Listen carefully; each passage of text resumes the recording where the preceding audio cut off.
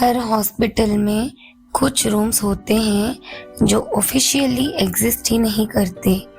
दिल्ली के इस हॉस्पिटल में भी एक ऐसा ही फ्लोर था जिसका नाम किसी फाइल में नहीं मिलता था, लेकिन रात के टाइम कभी कभी उस फ्लोर से आवाजें आती थी। रात के 2 बजे थे। हॉस्पिटल का साइकियाट्रिक विंग आधा अंधेरे में डूबा हुआ था। दिन भर पेशेंट्स, नर्स, स्ट्रेचर्स, इंटरकॉम और फुटस्टेप्स की आवाज़ें होती थी, लेकिन रात को ये पूरा फ्लोर बिल्कुल अलग लगता था, जैसे बिल्डिंग सांस रोककर खड़ी हो। उस रात डॉक्टर नैना मल्होत्रा नाइट ड्यूटी पर थी।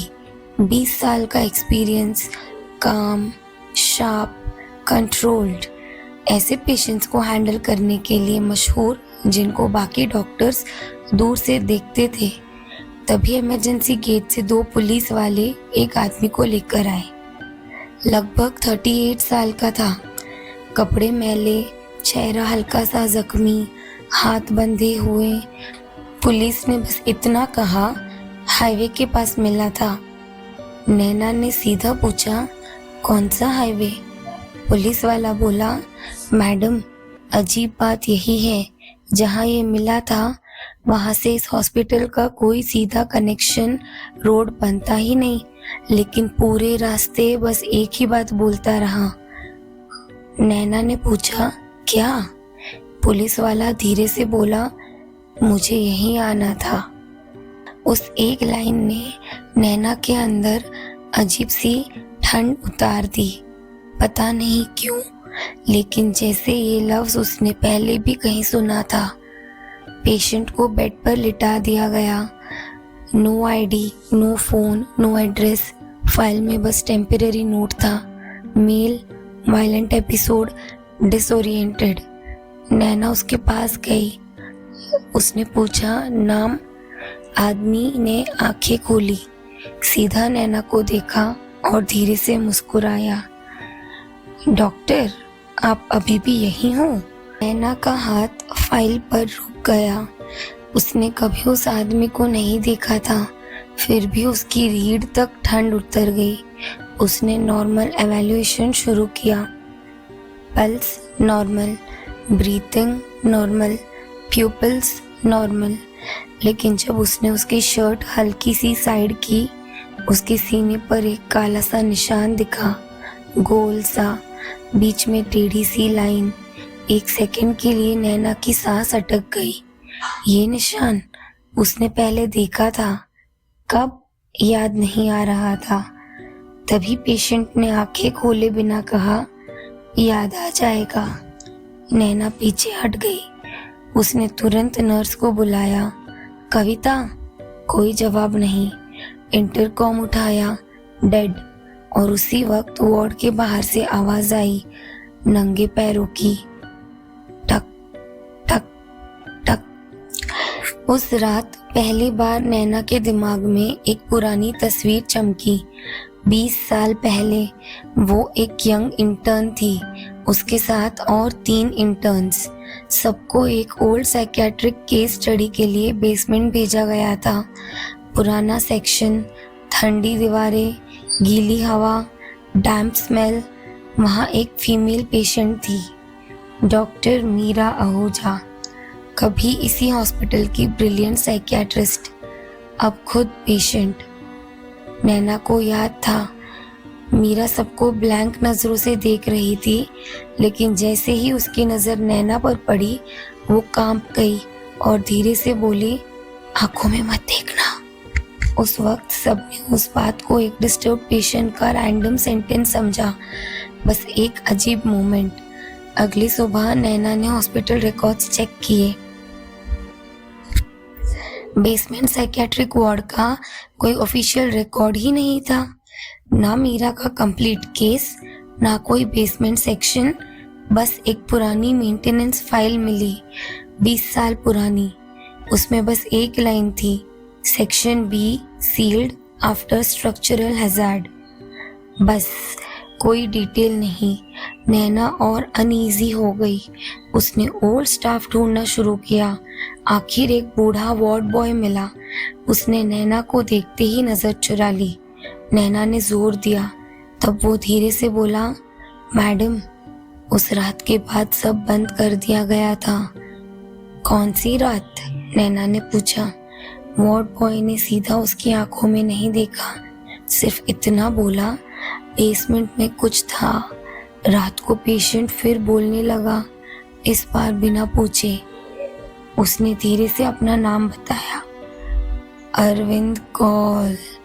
नाम सुनते ही नैना का गला सूख गया, जैसे दिमाग के किसी अंधेरे कोने का दरवाजा खुल गया हो। अरविंद कौल, 20 साल पुराना नाम। अरविंद कोई आम क्रिमिनल नहीं था। वो बचपन से अंधेरे माहौल में बड़ा हुआ था, जहाँ लोग तांत्रिक विद्या, वशीकरण और बुरी ताकतों की बात करते थे। उसे लगता था इंसान का दिमाग को तोड़ना ही असली पावर है। वो लोगों की सीक्रेट्स निकालता, उन्हें डराता, ब्लैकमेल करता। कुछ लोग बर्बाद हुए, कुछ लोग मर गए। कहते हैं वो अपने आप को किसी अंधेरी चीज को समर्पित कर चुका था। उसका यकीन था वो ताकत उसे लोगों के राज बताती है और वो उन राजों से जिंदगियां तोड़ देता था। जब कुछ मौत और बर्बादी उसके नाम से जुड़ी, पुलिस ने उसे पकड़ लिया। जेल में अरविंद और खतरनाक हो गया। वायलेंट, खाना बंद, नींद बंद, दीवारों पर अजीब निशान। खुद से धीरे धीरे बात करता। एक गार्ड ने उसे एक रात बोलते सुना, बस थोड़ा और, फिर तू पूरा मेरा। उससे अनस्टेबल डिक्लेयर करके इस हॉस्पिटल भेजा गया और उस वक्त उसका केस मिला डॉक्टर मीरा आहूजा को। मीरा ब्रिलियंट थी, प्रैक्टिकल, फियरलेस। पहले 2 दिन सब नॉर्मल। तीसरे दिन अरविंद ने बस एक सवाल पूछा, डॉक्टर, आपको अंधेरे से डर लगता है? मीरा ने थोड़ा ऑकवर्ड फील किया, लेकिन फिर इग्नोर कर दिया। उसके बाद अजीब चीजें शुरू हुई। मीरा के कैबिन का ड्रॉयर खुला मिलता। उसके घर का फोन रात को बजता। रिसीवर उठाने पर बस सांस की आवाज। अरविंद उसे ऐसी बातें बोलता जो उसे पता नहीं हो सकती थी, जैसे कोई उसके कान में राज बोल रहा हो। मीरा पहली बार टूटने लगी। आखिर उसने ट्रीटमेंट छोड़ दिया। अरविंद को बेसमेंट के आइसोलेटेड सेल में शिफ्ट कर दिया गया और कुछ हफ्तों बाद अरविंद मर चुका था। लेकिन मीरा के लिए कहानी खत्म नहीं हुई। उसे लगता कोई उसका नाम ले रहा है। कभी कॉरिडोर के ग्लास में अरविंद दिख जाता था, कभी अपनी शैडो को देखकर डर जाती। धीरे धीरे वो खुद पेशेंट बन गई। उसे बेसमेंट वार्ड में रखा गया और कुछ महीनों बाद मीरा भी मर गई। उसके बाद पैनिक फैल गया। नर्सेस को फूड स्टेप्स, वार्ड बॉयज को लॉक्ड रूम में आवाज। हॉस्पिटल का नाम खराब नहीं करना था। ओल्ड मैनेजमेंट ने बात दबा दी। एक तांत्रिक पुजारी बुलाया गया। उसने बेसमेंट के पूरे सेक्शन को सील करवा दिया। लोहा, सीमेंट, ताले सब बंद। 20 साल तक बेसमेंट बंद रहा। ओल्ड ओनर्स रिटायर हो गए। नई जनरेशन मैनेजमेंट संभालने लगी। फिर बिल्डिंग में प्लम्बिंग और लीकेज का इशू हुआ। टेक्नीशियंस बुलाए गए। उनमें से एक आदमी सील्ड कॉरिडोर के एंड तक चला गया। वही पुराना बेसमेंट सेक्शन, वही पुराना सेल। उसने बस अंदर झांक कर देखा, बस इतना ही। उस रात वो घर नहीं गया। 2 दिन बाद वो हाईवे के पास मिला, खाली आंखें, चुप, और वही आदमी अब नैना के वार्ड में पड़ा था। तब नैना को समझ आया ये पेशेंट रैंडम नहीं था, ये रास्ता था। लेकिन सबसे बड़ा सवाल ये था, अरविंद ने नैना को ही क्यों चुना? उस रात नैना अपने कैबिन में ओल्ड फाइल्स देख रही थी। तभी उसे लिफ्ट के स्टील पैनल में रिफ्लेक्शन दिखा। उसके बिल्कुल पीछे एक पतला सा आदमी सीधा खड़ा, मुस्कुराता हुआ। नैना पलटी, कोई नहीं। फिर उसने अपनी ही आवाज सुनी, बिल्कुल कान के पास, बाकी सब चले गए, तुम रुक गई। उस पल उसके दिमाग में एक और याद चमकी। 20 साल पहले बेसमेंट में जब सब इंटर्न्स बाहर निकल गए थे, नैना कुछ सेकंड्स के लिए पीछे रुक गई थी। उसने मुड़कर देखा था और सेल के अंधेरे में एक आदमी खड़ा था, बिल्कुल स्टिल, बस देख रहा था। तब उसने समझा शायद इल्यूजन है। नहीं, वो अरविंद था। उसने उसे तभी देख लिया था और याद रख लिया था। रात और गहरी हो गई। साइकियाट्रिक फ्लोर अजीब सा लगने लगा। लाइट्स ब्लिंक करने लगी, टेम्परेचर गिरने लगा।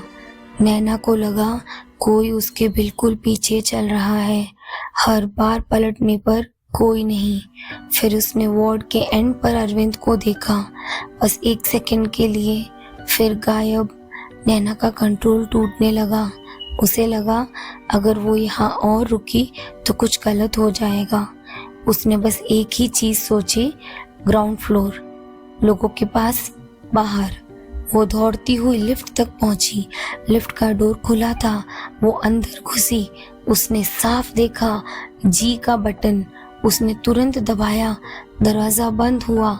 लिफ्ट चलने लगी। नैना दीवार से लगकर सांस संभालने लगी, लेकिन कुछ सेकंड्स बाद उसे महसूस हुआ लिफ्ट कुछ ज्यादा देर तक नीचे जा रही है। ग्राउंड फ्लोर इतना नीचे नहीं होता। उसने पैनल की तरफ देखा। उसका खून जम गया।